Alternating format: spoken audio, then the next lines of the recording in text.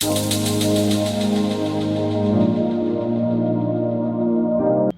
Students, नमस्कार, राम राम। कैसे हैं? बढ़िया। चलिए आज की क्लास स्टार्ट करते हैं।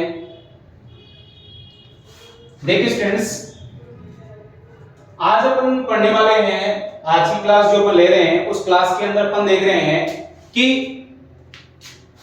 पिछली क्लास के अंदर मैंने आपको बताया था कि बीजांड की जो संरचना है वो अपन ने पढ़ ली थी। अब उस बीजांड की संरचना के अंदर, ठीक है, उस बीजांड की जो संरचना होती है उस बीजांड के अंदर जो बीजांड काय होता है, मैंने आपको बताया था उस बीजांड काय के अंदर गुरु बीजाणु का निर्माण होना है। ठीक है, गुरु बीजाणु का निर्माण होना है। हमने पिछली जो क्लासें थी उनके अंदर हमने जो लघु बीजाणु का निर्माण पढ़ा था और लघु बीजाणु से फिर नर युग्मकोद्भिद पढ़ा था हमने। यहां पर देखिए गुरु बीजाणु जनन अपन पढ़ रहे हैं, जिससे कि गुरु बीजाणु पढ़ेंगे, गुरु बीजाणु का निर्माण कैसे होता है, और उसके बाद अपन पढ़ेंगे भ्रूणकोश, जिसको अपन कहेंगे मादा युग्मकोद्भिद। तो देखिए स्टूडेंट्स, यानी कि जो बीजांड काय होता है उस बीजांड काय के अंदर, ठीक है, बीजांड काय के अंदर गुरु बीजाणु मात्र कोशिका होती है। ठीक है, गुरु बीजाणु मात्र कोशिका होती है, जो कि कैसी होती है स्टूडेंट्स? द्विगुणित होती है बीजांड काय के अंदर ही। कल हमने पिछला जो वीडियो है हमने उसके अंदर, या पिछले वीडियो के अंदर आपने जब भी देखा होगा तो उसके अंदर आपने पढ़ा था कि जो बीजांड काय होता है उसके अंदर हमने भ्रूणकोश के निर्माण को देखा था, या उसकी संरचना को हमने पढ़ा था। तो उसकी जो मूल संरचना है उसको यहां पर पढ़ने वाले हैं कि उसका निर्माण कैसे हुआ। तो यहां पर जो गुरु बीजाणु मात्र कोशिका होती है, ठीक है, यानी कि जो पूरा का पूरा जो बीजांड काय होता है, ठीक है, पूरा का पूरा जो बीजांड काय होता है वो इस तरीके से देखिए, ये ऐसे, यानी कि यहां पर ये बीजांड काय की कोशिकाएं हैं। ये आउटर जो देख रहे हैं आप, ये पूरी की पूरी किसकी है? ये पूरा का पूरा बीजांड काय है, ये पूरा का पूरा बाहर वाला। और यहां पर अगर हम देखते हैं तो ये पूरी की पूरी जो एक कोशिका यहां पर आप देख रहे हैं, ये एक तरीके से मान सकते हैं, ये एक जो सेल आप देख रहे हैं यहां पर, ये पूरी क्या है? गुरु बीजाणु मात्र कोशिका। ठीक है, गुरु बीजाणु मात्र कोशिका, या जिसको आप बोल सकते हैं मेगास्पोरिक मदर सेल्स भी बोल सकते हो, जिसको कि अपन क्या पढ़ रहे हैं यहां पर? मेगास्पोरोजेनेसिस पढ़ रहे हैं। ठीक है, तो ये जो कोशिका है, इस कोशिका के अंदर क्या होता है बेटा कि इसके अंदर अर्धसूत्री विभाजन होता है। ठीक है, अर्धसूत्री विभाजन होता है। ये चारों ओर से, ये बीजांड काय ने घेर रखा है इसको, ये बीजांड काय है और ये गुरु बीजाणु मात्र कोशिका है। ठीक है, गुरु बीजाणु मात्र कोशिका, मेगास्पोरो मदर सेल्स जिसको अपन कह सकते हैं, ये गुरु बीजाणु मात्र कोशिका है। तो स्टूडेंट जब इसके अंदर अर्धसूत्री विभाजन होता है, वहां पर भी हमने पढ़ा था, ठीक है, यानी कि जहां पर लघु बीजाणु जनन पढ़ा था उसी प्रकार से यहां पर अपन गुरु बीजाणु जनन पढ़ रहे हैं। यानी कि गुरु बीजाणु मात्र कोशिका में अर्धसूत्री विभाजन के फलस्वरूप यहां पर क्या होता है? चार अगुणित किसका? गुरु बीजाणु का निर्माण होता है। चार अगुणित गुरु बीजाणुओं का निर्माण होता है। ठीक है, यहां पर कितने बन रहे हैं स्टूडेंट्स? यानी कि 4 बन रहे हैं यहां पर। ठीक है, ये 4 बनते हैं। तो यानी कि जब इस कोशिका के अंदर, यानी कि इस गुरु बीजाणु मात्र कोशिका के अंदर जब विभाजन होता है, अर्धसूत्री विभाजन होता है, तो अर्धसूत्री विभाजन के फलस्वरूप कितने? 4 अगुणित, ठीक है, गुरु बीजाणुओं का निर्माण होता है। ठीक है, तो यहां पर ये क्या होती है? इस तरीके से, ये इसी तरीके से आप देख सकते हैं यहां पर ये सेल्स हैं। तो इस तरीके से क्या होती है कि ये चारों कोशिकाएं इस तरीके से एक के यहाँ चतुष्क के रूप में इस तरीके से, ये तो बाहर वाला, ये जो अपन ने एरिया बनाया ये तो बीजांड काय का आ गया है। ठीक है, यहाँ पर ये जो कोशिकाएं बन रही है तो बीजांड काय की है ही। ठीक है, ये बाहर वाली तो बीजांड काय की है ही। ठीक है, तो यहाँ पर ये बीच में जो ये बना रहा हूं मैं, ये एक कोशिका थी और अभी यहाँ पर कितनी बन गई? 1 2 3 4, यानी कि यहाँ पर इनके अंदर एक 4 कोशिकाओं वाला क्या बन जाता है? एक चतुष्क बन जाता है। ठीक है, एक चतुष्क के रूप में ये 4 कोशिकाएं, तो ये क्या बन गए? ये गुरु बीजाणु बन गए यहां पर, ये गुरु बीजाणु बन गए यहां पर। ठीक है, ये गुरु बीजाणु मतलब ये मात्र कोशिका थी, इसमें अर्धसूत्री विभाजन हुआ और अर्धसूत्री विभाजन के फलस्वरूप क्या होता है कि चार गुरु बीजाणुओं का निर्माण होता है। ठीक है, कितने का?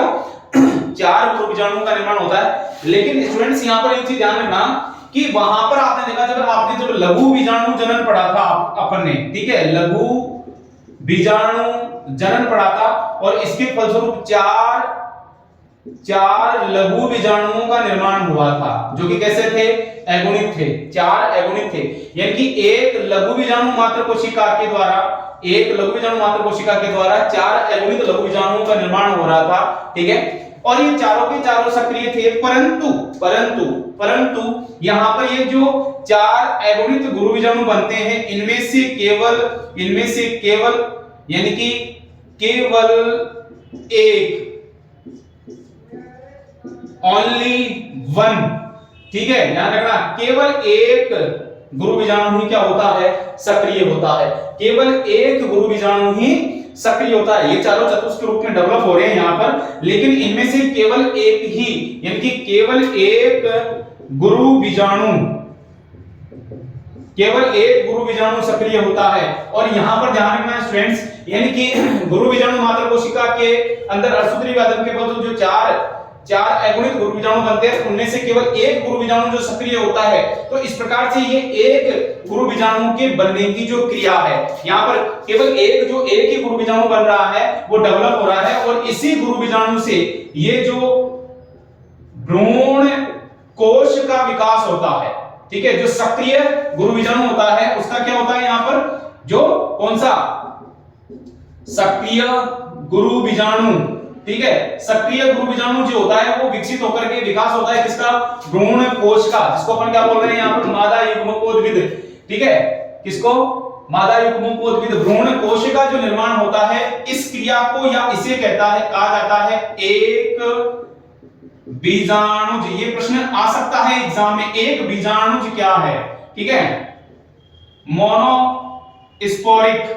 ठीक है, मोनोस्पोरिक यानी कि एक बीजाणु किसे कहते हैं? तो आप क्या कहेंगे कि गुरु बीजाणु जनन के दौरान गुरु बीजाणु मात्र कोशिका जो होती है वो अर्धसूत्री विभाजन द्वारा 4 एगोनिक गुरु बीजाणुओं का निर्माण करती है, लेकिन उनमें से केवल एक गुरु बीजाणु ही क्या होता है? सक्रिय होता है। ठीक है, बाकी 3 नष्ट हो जाते हैं। ठीक है, एक गुरु बीजाणु सक्रिय होता है। ठीक है, इस क्रिया को परंतु क्या बोलते हैं? गुरु बीजाणु जनन बोलते हैं। परंतु एक गुरु बीजाणु जो है वो आगे चल करके एक जो सक्रिय गुरु बीजाणु होता है वो सक्रिय होकर किसका निर्माण करता है? भ्रूणकोश का निर्माण करता है, और इस क्रिया को अपन क्या कहते हैं? एक बीजाणु कहा जाता है। ठीक है, यहाँ पर एक बीजाणु क्लियर है यहाँ पर सबको। ठीक है, मोनोस्पोरिक इसको कहा गया है। तो इस तरीके से हमको पता लग गया कि किस तरीके से कि एक बीजाणु अपन किसको कहते हैं। अब अपन यहाँ पर ये जो भ्रूणकोश बना है, ठीक है, जिसको कि अपन मादा युग्मकोद्भिद कह रहे हैं, ये कैसा होता है? ठीक है, ये कैसा होता है, ये अपन इसकी स्टडी करने वाले हैं। ठीक है, यानी कि जो एक सक्रिय गुरु बीजाणु है, एक जो सक्रिय गुरु बीजाणु है, वो सक्रिय गुरु बीजाणु जो है वो मादा युग्मकोद्भिद अर्थात भ्रूणकोश के रूप में डेवलप हो जाता है।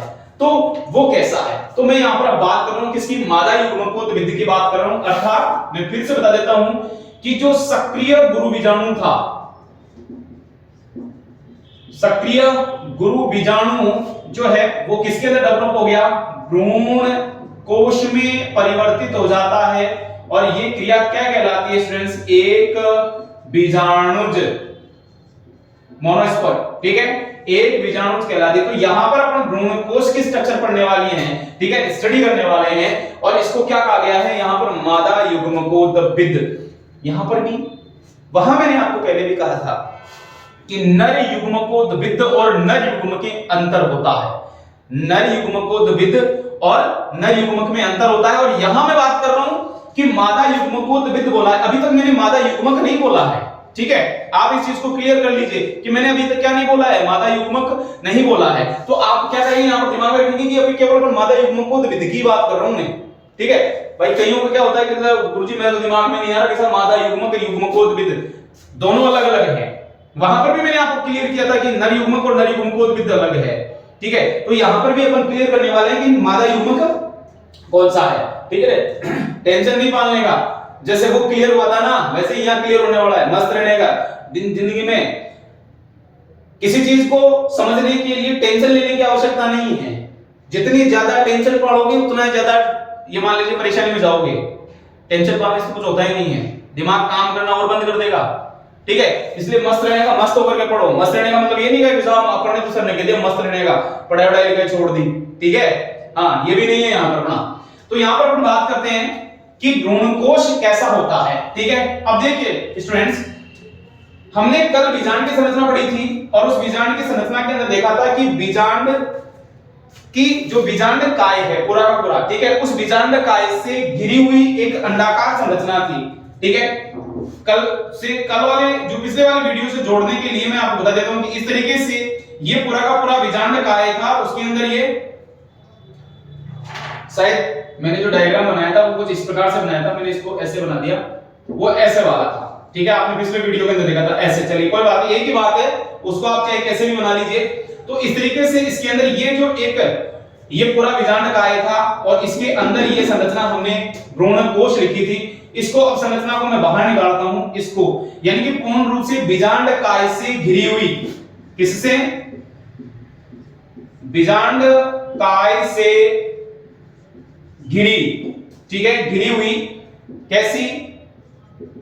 बहुकोशिकीय, बहुकोशिकीय और बहुकेंद्रिकीय, बहुकोशिकीय और बहुकेंद्रिकीय संरचना है। कौन कौन? भ्रूणकोश।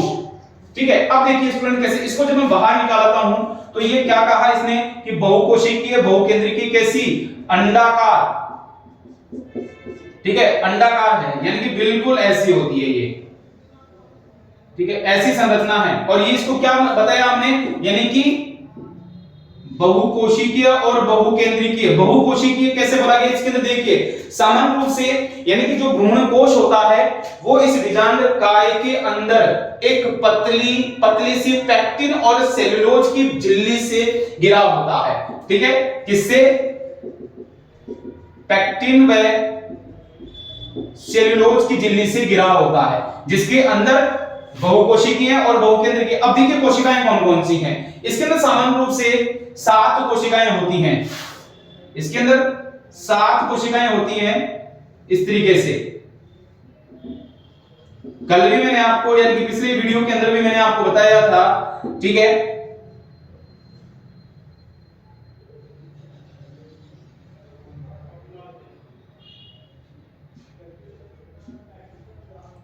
ये कोशिकाएं, यानी कि कल या पिछले वीडियो के अंदर आपने देखा था कि मैंने आपको जाते जाते बताया था कि भ्रूणकोश जो है वो एक 7 कोशिकीय 8 केंद्रिकीय संरचना है।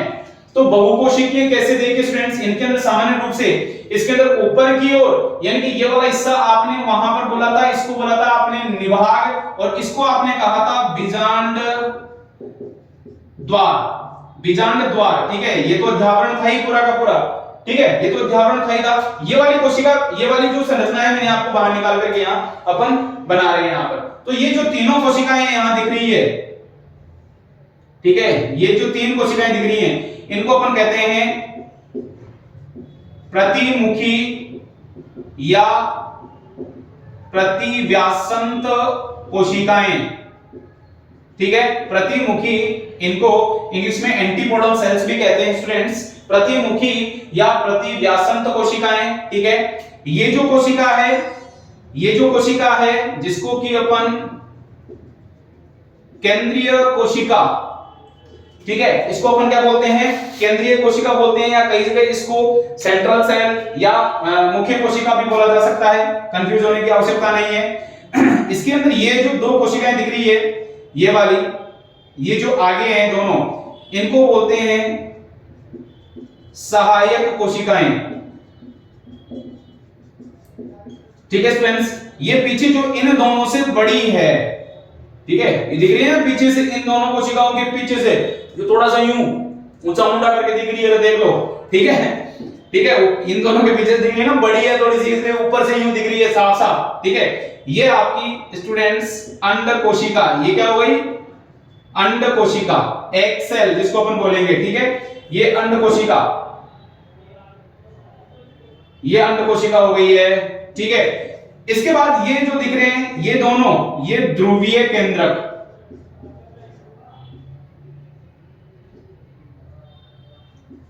ध्रुवीय केंद्रक, इसीलिए इसको बोला गया है, ठीक है। यानी कि बहुकोशिकीय कोशिकाएं कितनी निकल रही?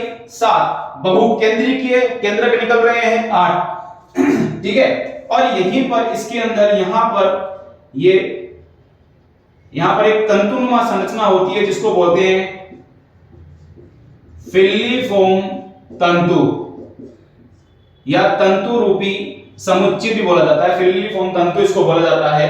तो यहां पर ये जो चित्र अपना बन रहा है ये भ्रूण कोश, ठीक है, ये भ्रूण कोश का अपना डायग्राम है जिसके अंदर की यानी कि 7 कोशिकाएं, ठीक है, 7 कोशिकाएं और 8 केंद्रक, ठीक है स्टूडेंट्स, 8 केंद्रक इसके अंदर होते हैं। अर्थात भ्रूण कोश जो है वो बीजांडकाय से घिरी हुई एक अंडाकार बहुकोशिकीय कितनी 7 कोशिकाएं और बहुकेंद्रीय 8 केंद्रक, ठीक है, बहुकेंद्रीय अंडाकार संरचना होती है सामान्य रूप से, जो कि पैक्टिन और सेल्यूलोज की झिल्ली से क्या होती है? ढकी हुई होती है, घिरी हुई होती है, ठीक है। अब यहां पर अपन सबसे पहले बात करते हैं कि यहां पर जो कोशिकाएं आ रही हैं ये कोशिकाएं कैसे कैसे व्यवस्थित होती हैं, ठीक है। इनकी अपन यहां पर क्या करने वाले हैं? चर्चा करने वाले हैं कि सर ये कोशिकाएं किधर होती हैं, कैसे होती हैं और इनका कार्य क्या होता है, ये अपन चर्चा यहां पर करने वाले हैं, ठीक है। तो सबसे पहले मैं बात करता हूं यहां पर कि इनकी व्यवस्था किस प्रकार से होती है। देखिए सबसे पहले इधर बात करता हूं मैं, नंबर 1 बात करता हूं यहां पर ये जो अंड कोशिका और सहायक कोशिका होती है फ्रेंड्स, इनको कहा जाता है अंड उपकरण, ठीक है, अंड उपकरण कहा जाता है, इसको एग एपरेटस बोला जाता है। तो पहले नंबर पर मैंने इसको लिया अंड उपकरण, ठीक है, एग एपरेटस, ठीक है। अंड उपकरण के अंदर देखिए इसके अंदर 3 कोशिकाएं हैं, ठीक है, इसके अंदर कितनी कोशिकाएं हैं? 3 कोशिकाएं हैं। यानी कि आप देखेंगे हमने जो डायग्राम बनाया था तो मैंने आपको बताया था कि इस तरीके से इमेजिनरी वापस से बना लीजिए, इस तरीके से बीजांड की संरचना को बनाते हैं। तो यह बीजांड द्वार की ओर 3 कोशिकाओं का एक समूह है, ठीक है, बीजांड द्वार की ओर। ये किस तरफ है? बीजांड द्वार की ओर है, 3 कोशिकाएं हैं, ठीक है। इनमें से एक तो कौन सी होती है? अंड कोशिका, अंड कोशिका स्टूडेंट्स, जो कि कैसी होती है? अगुणित होती है। ये कैसी होती है? अगुणित होती है। और वास्तविकता के अंदर यही मादा युग्मक होती है। यहां पर देखिए मादा युग्मक हमने ढूंढ लिया है, पहुंच गए हैं मादा युग्मक तक, यानी कि मादा युग्मकोद्भिद, ये पूरी संरचना मादा युग्मकोद्भिद।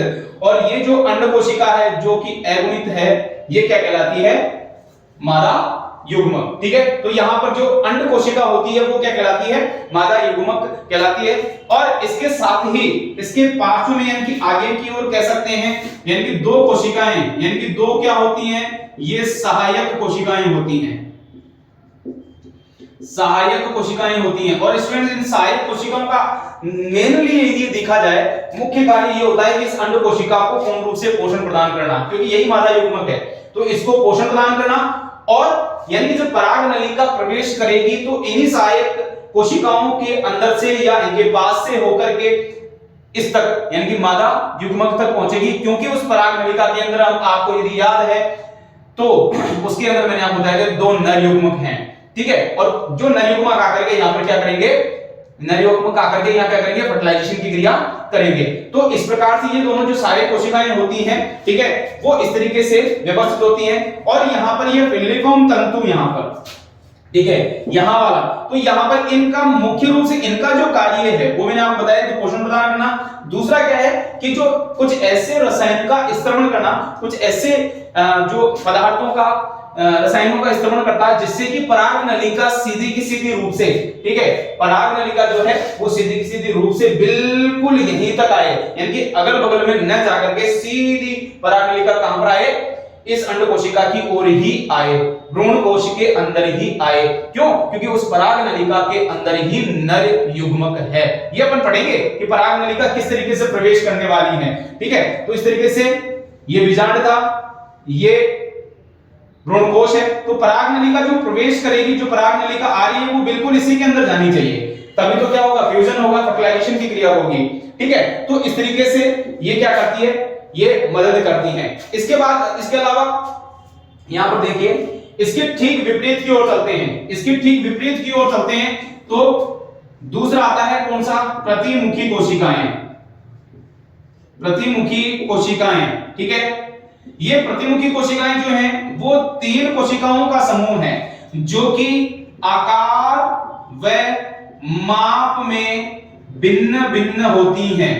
आकार और माप में भिन्न भिन्न होती हैं। आप देख सकते हैं कि तीनों कोशिकाएं जो हैं वो आकार और माप के अंदर क्या होती है, भिन्न भिन्न होती हैं। और स्टूडेंट्स ये देखिए, आकार और माप में भिन्न भिन्न होने के साथ साथ इन कोशिकाओं के अंदर क्या होते हैं कि बहुत सारे कुछ ऐसे एंजाइम्स, लिपिड्स, प्रोटीन्स ऐसे पाए जाते हैं जो कि क्या करते हैं कि जो बीजांडकाय है, जो बीजांडकाय है उससे पोषण प्राप्त करके और पूर्ण रूप से यहाँ की जो अंदर की जो भ्रूणकोश है, इस पूरे भ्रूणकोश के अंदर अंड कोशिका को पूर्ण रूप से यहाँ पर इसको पूर्ण रूप से पोषण प्रदान करने का या इस पूरे भ्रूणकोश को पोषण प्रदान करने का कार्य ये कर रही हैं। ठीक है, तो यहाँ पर ये लगातार रूप से इनकी जो एंटीबॉडी सेल्स होती हैं ये किस तरफ हो गई, निभाग की ओर हो गई है। ठीक है, क्योंकि इस तरीके से बीजांड की एक इमेजिनरी जो संरचना है वो आप दिमाग में बना करके, ये किस तरफ हो गई, ये बीजांड द्वार की ओर थी, ये बीजांड द्वार की ओर थी, जबकि जो प्रतिमुखी कोशिकाएं होती हैं, ठीक है, वो किस तरफ होती हैं, वो निभाग की है, चेलेजा की ओर, निभाग कह दो या चेलेजा कह दो, उस तरफ होती है। और ये क्या करती है, पूर्ण रूप से पोषण प्रदान करने का कार्य करती है और बाद में स्वतः ही क्या हो जाती है, नष्ट हो जाती है। जब पोषण का कार्य पूरा हो गया तो ये क्या हो जाएगी, नष्ट हो जाएगी। ठीक है, यानी कि इन प्रतिमुखी कोशिकाओं का कार्य भी क्या होता है, यहाँ पर खत्म हो जाता है। ठीक है, तीसरा आता है इसके अंदर स्टूडेंट्स केंद्रीय कोशिका कह सकते हो आप, ये भी। ठीक है, केंद्रीय कोशिका देखिए सबसे बड़ी कोशिका है। ठीक है, केंद्रीय कोशिका जो है वो सबसे बड़ी कोशिका है, जिसको आप कह सकते हैं कि एक मुख्य कोशिका है। और खासतौर से कि पूरे के पूरे भ्रूणकोश के द्वारा यहाँ पर ये पूरे के पूरे भ्रूणकोश को कवर करती हुई दिखाई दी है, यह भ्रूणकोश से घिरी हुई दिखाई दे रही है। ठीक है, अब इसके अंदर देखिए, इसके अंदर ध्रुवीय केंद्रक होता है, इसके अंदर ध्रुवीय केंद्रक होता है। और ये ध्रुवीय केंद्रक स्टूडेंट्स जो कि कैसा होता है, ट्वेन होता है, अर्थात द्विगुणित होता है। यह इंपॉर्टेंट, यहां पर ध्यान देने योग्य बात यह है कि इसके अंदर अर्थात भ्रूणकोश के अंदर, केंद्रीय कोशिका के अंदर जो ध्रुवीय केंद्रक होता है, ध्रुवीय केंद्रक होता है, वह भ्रूणकोश की एक मात्र द्विगुणित संरचना है। कैसी है, द्विगुणित संरचना है। ये प्रश्न आ सकता है, यानी कि भ्रूणकोश, क्योंकि भ्रूणकोश की एकमात्र द्विगुणित संरचना कौन सी है, तो आप नाम लिखेंगे ध्रुवीय केंद्रक। आप क्या नाम लिखेंगे, ध्रुवीय केंद्रक। अंडरस्टैंड, ये वही ध्रुवीय केंद्रक है जो कि आगे चल करके इसके दोनों केंद्रक जो है वो आगे चल के द्वितीयक केंद्रक का निर्माण करते हैं। ठीक है, द्वितीयक केंद्रक का निर्माण करते हैं। ठीक है, द्वितीयक केंद्रक का निर्माण करते हैं और यही द्वितीयक केंद्रक जब फर्टिलाइजेशन की क्रिया होती है, ठीक है, अपन पढ़ने वाले हैं आगे चल करके कि फर्टिलाइजेशन की जब क्रिया होगी तो ये प्राथमिक भ्रूण कोश का निर्माण करेंगे। यहां पर प्राथमिक भ्रूण कोश का, ठीक है, प्राथमिक भ्रूण कोश बनाएंगे। ठीक है, त्रिक संलयन की क्रिया होगी, वो कैसे होगी अपन आगे पढ़ने वाले हैं। ठीक है, आगे के वीडियो में आने वाला है कि किस तरीके से फ्यूजन या फर्टिलाइजेशन की क्रिया होगी। तो इस तरीके से ये एकमात्र इसकी द्विगुणित संरचना होती है, एकमात्र द्विगुणित संरचना होती है जो कि द्वितीय केंद्र के अंदर परिवर्तित होती है और ये आगे चल करके एक त्रिगुणित संरचना यानी कि प्राथमिक भ्रूणकोश का निर्माण करने वाला है। ठीक है, तो इस प्रकार से अगर अपन देखते हैं, इस प्रकार से अपन देखते हैं कि जो भ्रूणकोश जो भ्रूणकोश है या एक प्रारूपी पुष्प का जो भ्रूणकोश होता है, ठीक है, वो मुख्य रूप से जिसको कि अपन मादा युग्मकोद्भिद भी बोलते हैं। क्लियर कर लीजिए, यहाँ पर जो भ्रूणकोश होता है जिसे कि अपन मादा युग्मकोद्भिद भी बोलते हैं, यह मुख्य रूप से कैसा हो गया, यानी कि इसके अंदर कैसी संरचना है स्टूडेंट, यानी कि यह भ्रूणकोश कैसा है, 7 कोशिकीय और 8 केंद्रीय। ठीक है, 8 केंद्रीय यानी कि 7 कोशिकीय और 8 केंद्रीय संरचना है। ठीक है, भ्रूणकोश कैसा है, यानी कि बीजांडकाय के अंदर 7 बीजांडकाय के अंदर दसी हुई एक 7 कोशिकीय 8 केंद्रीय संरचना है। ठीक है, जो कि फर्टिलाइजेशन की क्रिया के अंदर पार्टिसिपेट करने वाली। यहाँ पर नर युग्मक आ चुका है, मादा युग्मक आ चुका है, ठीक है। नर युग्मक और मादा युग्मक हम दोनों पढ़ चुके हैं। अब देखिए फ्यूजन की क्रिया कैसे होगी, यानी कि इनमें पुष्पी पादपों के अंदर फ्यूजन कैसे होता है, यानी कि फर्टिलाइजेशन की क्रिया कैसे होती है, ठीक है। ये अपन अब आगे अपने जो आगे वाली जो क्लासेस हैं उसके अंदर अपन पढ़ने वाले हैं, उसके अंदर देखें। तो इस तरीके से लगातार रूप से आपको जो उम्मीद कर रहा हूं कि आपको टॉपिक टू टॉपिक सारी चीजें क्लियर हो रही होंगी, ठीक है।